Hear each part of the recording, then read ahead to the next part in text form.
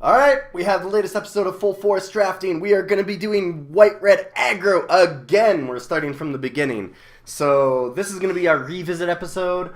I feel like White-Red Aggro has come down a lot in estimation. A lot of people, when I was playing White-Red Aggro, when it was the first picked one, everybody was saying it was the best deck, it was really good. I think that it's just the inclination of people to go towards a well-known like aggro archetype because it'll win a couple of games really, really flashy and obviously at the start of a format, and it's easy to understand. Like, you don't need a lot of synergies, you don't need to take any risks on some scary cards, you just grab beaters and hit people.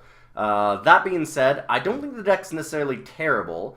This pack is very interesting. Wish we were black, because Crypt Breaker is totally absurd. That being said, though, there is Faith Unbroken and Ride Down. I think that I might try and wheel the Ride Down. Ride Down, I mean, being specifically red-white might be tough for other people to take, and Faith Unbroken is really good. I don't know, I might just take the Ride Down. I feel like it won't wheel, so maybe I should just take the Ride Down. Alright, I'll just grab it.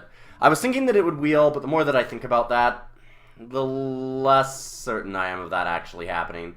Ooh, Collective Brutality. This card, people are saying it's going to be worth money. This card's kind of sweet.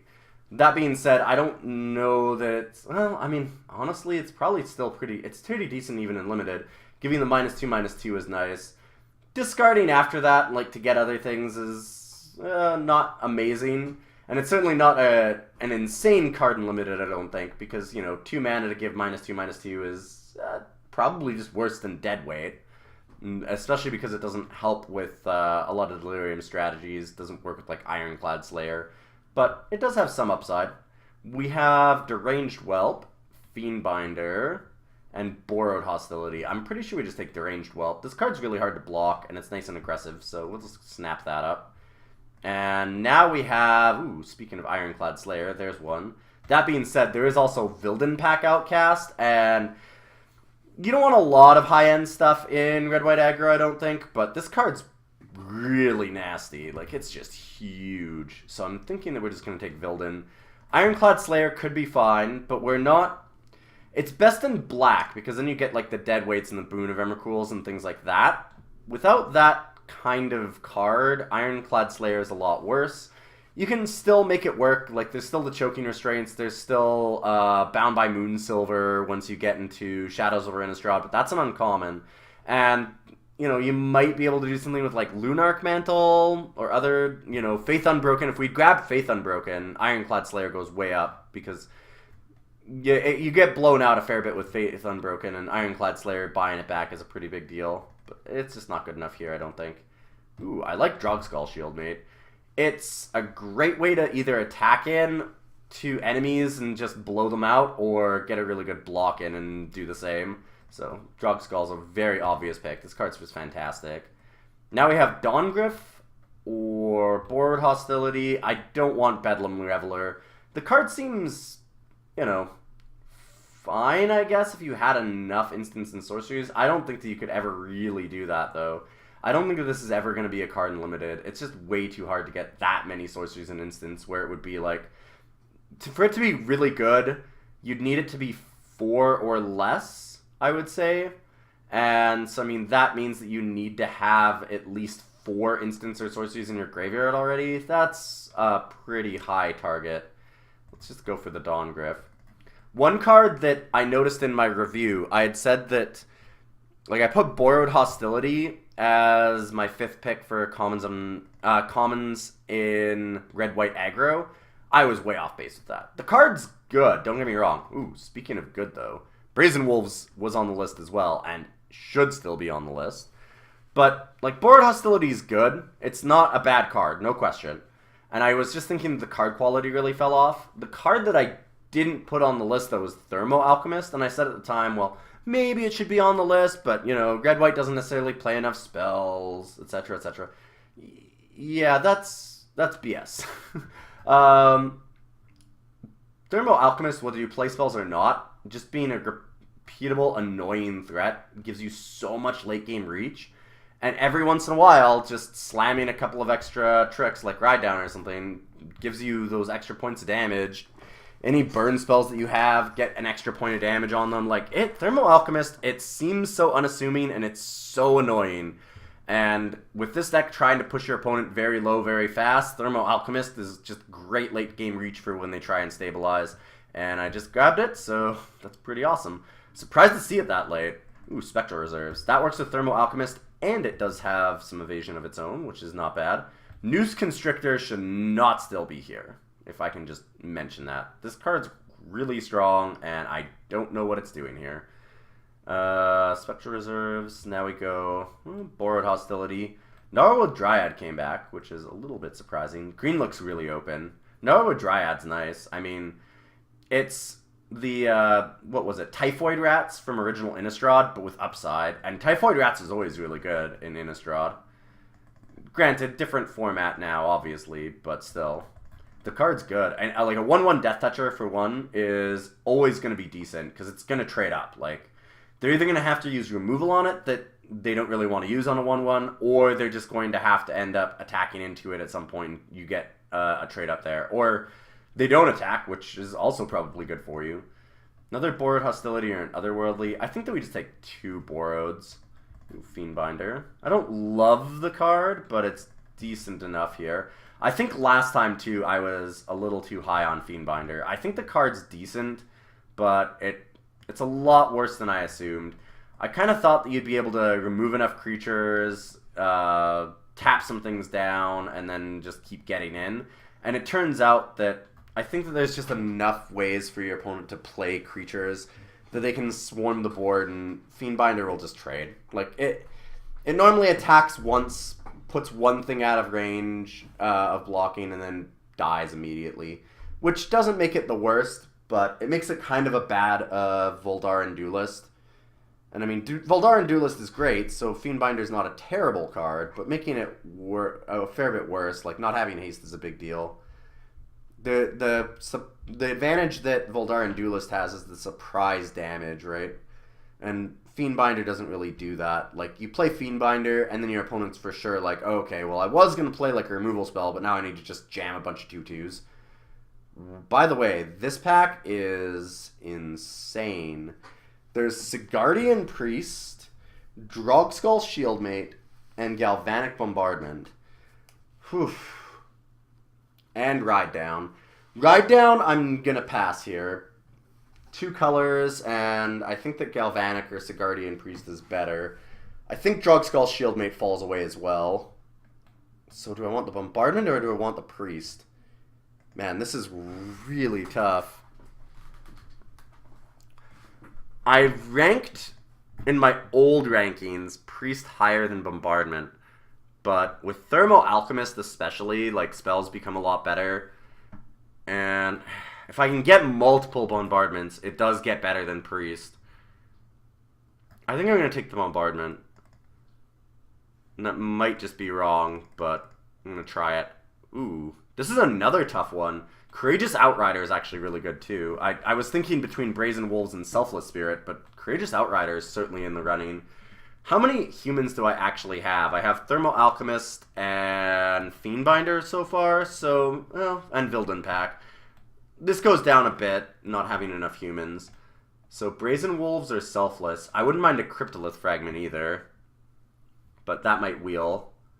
I think that I'd take the Selfless Spirit. Like, 2/1 flyer for 2 is just so strong. Brazen Wolves is great. Like, it's an excellent, excellent card, but I think that I'd just always rather have a 2-drop than a 3-drop, and they're really close in power, so I think that I just grab the Selfless.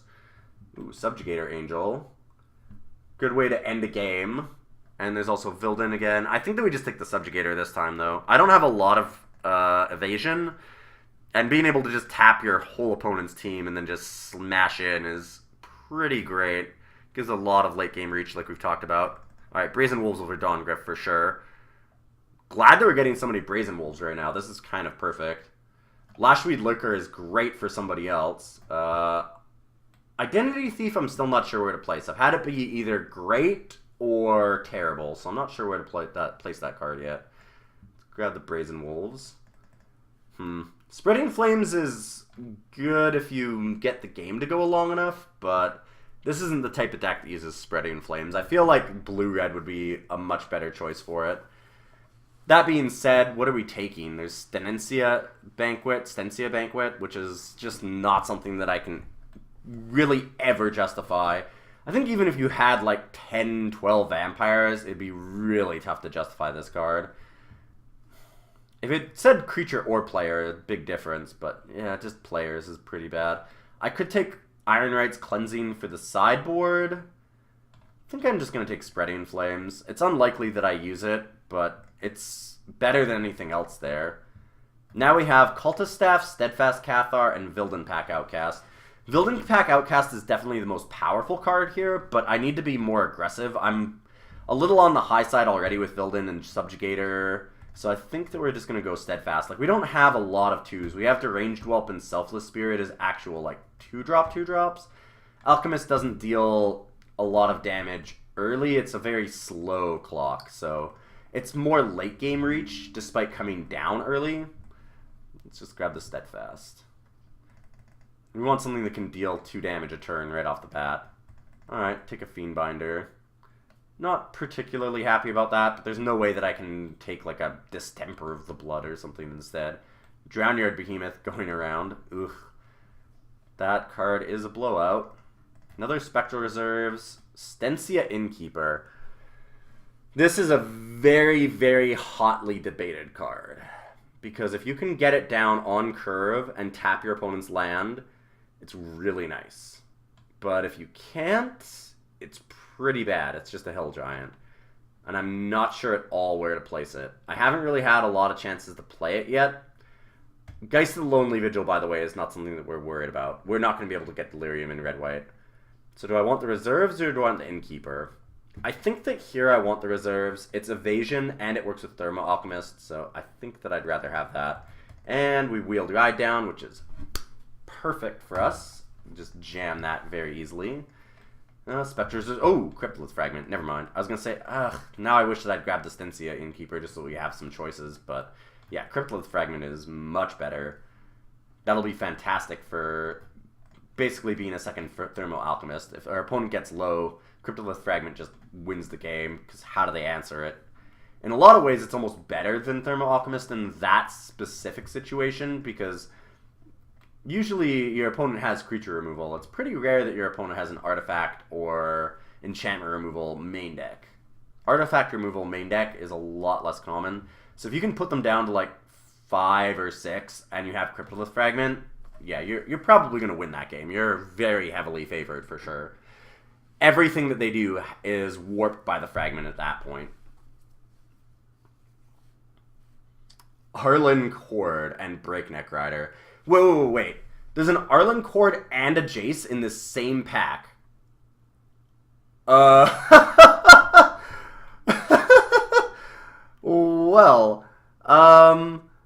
that's a thing. I don't think I want to take Arlen, honestly. It's not even really worth any money. It's like $3. I think I just take Breakneck Rider. It's just a better card. And I don't really want to splash green. Like, this is good. This might be better than Breakneck Rider, but splashing the green makes it really tough. I think that we just take the Breakneck. We're gonna pass Jace and Arlen to somebody. That's insane. Wow, that's crazy. How much is Jace Unraveler? Out of curiosity. Also $2.59. Okay, so I mean, not passing that much in money, at least.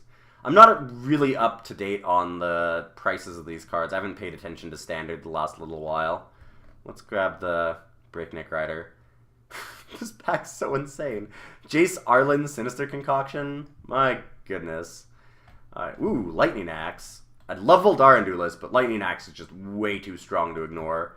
Card's fantastic. 1-mana removal spells are not something that you can turn aside.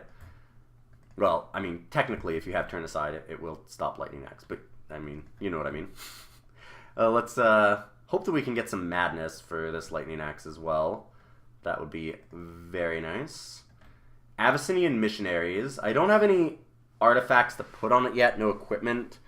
I could maybe pick some up. It's very, very powerful if I can. Halapak Wolf is also pretty decent. I think Make Mischief needs to come out for now. This deck looks sweet right now, by the way. Not sure. Do I want the Missionaries or the Wolf? I think that I just need to have a 3-drop. As much as I like Missionaries, I don't have the equipment to go with it yet, and I really have enough 4s. Like, these aren't the best 4s. I wouldn't mind replacing one of them or 2 of them, but at the same time, I do have them. I don't have as many 3-drops. I don't have anything to really replace them. Like, Make Mischief is just pretty mediocre. If I can find a deck that has like a lot of Tattered Haunters and Niblis Dusk or something, then sure, Make Mischief will come back in and it'll be decent, but that's not super likely. Let's just grab Moorland Drifter here. 2-drop is certainly something I'd like. Ooh, Rush of Adrenaline, Silver Strike, Dance with Devils. Dance with Devils is really more of a defensive card, so I don't like it here. I think that I like Rush of Adrenaline. It's a nice combat trick. We already have Borrowed Hostility, and we have double Ride Down, so maybe I just don't need it. I have only 15 creatures. I guess 16, 17 with Spectral Reserves, though.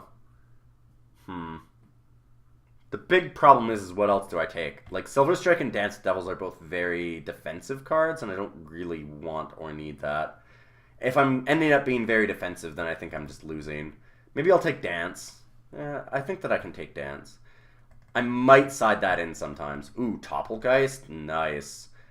Topplegeist is great. It's too bad that I don't have great ways to get Delirium right now, but I might wheel... There was an Explosive Apparatus 2 packs back, or 3 packs back, that I might get, so Topplegeist should definitely come in. Blood Mad Vampire wouldn't be the worst. I did say that I wouldn't mind a couple Madness cards to go with Lightning Axe, but Topplegeist is so much better than Blood Mad that it can't be that close. Whoa. That's an Accursed Witch. Card's very strong and tough to deal with, but I obviously can't take it. I'll just grab Tormenting Voice, and I'm going to side it out for now. Same with this Reduced Ashes. Though I could grab the Magmatic Chasm instead of Reduced Ashes. How much removal do I actually have? Double Ride Down, Bombardment, Lava Axe. And I think that's it. Yeah. So, do I want the Reduce, or do I want Magmatic Chasm as a sideboard? I think that I want the Reduce. Pyrehound, sure. I don't care about any of these other cards. Spiteful Motives. Spiteful Motives might be interesting. It's a nice trick sometimes. Makes something absolutely huge and very hard to deal with. But, I mean, Gorger is certainly not bad. I want more aggro, low-end cards. I don't have any other vampires that it's turning on. I think that I just take the Gorger, honestly. I just need more creatures. Like, I wouldn't mind cutting a 4-drop or something and going more aggressive. Alright, grab the Explosive Apparatus. Like, maybe I can take out Spectral Reserves and a Fiendbinder and just have a little bit less top end. I want the Explosives just for the Topplegeist. Topplegeist is so strong that playing in Explosives, I think, makes sense. There's a Rush of Adrenaline. Alright, so what are we cutting here? We need to cut one more card still. I mean, technically I could try and go down to 16 lands. I think that's a little bit risky with having a 6-drop still. If this is a 4-drop, then I would certainly think about going to 16. I just feel like it's a little risky with the Subjugator Angel and a Vildan.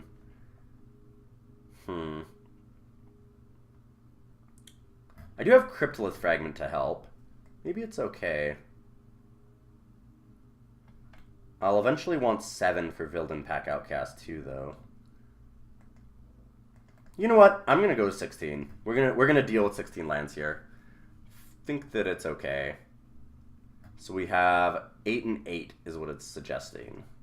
Let's make sure that that's okay.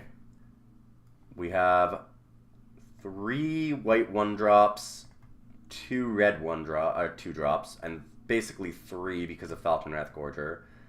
4 white.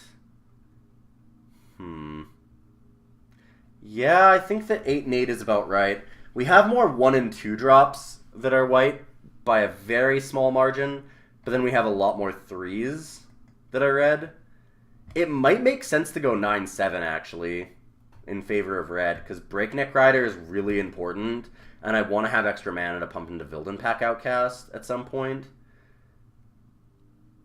7's just a little low to get these 2 drops and Topplegeist down. Although Topplegeist doesn't need to be a 1 drop, really. Alright, you know what? I'm going to go 9-7. I think we're going to go 9-7. Because we have more red cards as well. Yeah, I like 9-7. Alright. Let's jam! Hopefully take this one down. This deck looks pretty strong. Double Ride Down's nice.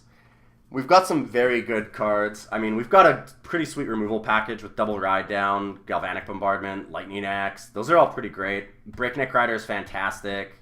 Double Brazen Wolves is really good. I like the Thermo Alchemist. Like, our creature quality is pretty high. We have a few things that are medium. Things like Fiendbinder. I don't necessarily love Moorland Drifter. I wish we had more ways to get, like, Delirium online for the Drifter and the Topplegeist, but we'll kind of have to just deal with it.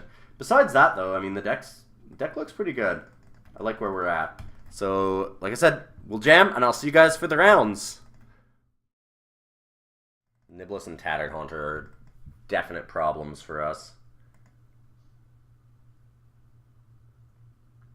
At least the Brazen Wolves can ride down the Woodland Patrol. And then I got another Brazen Wolves, so maybe we can race here. It's going to be close.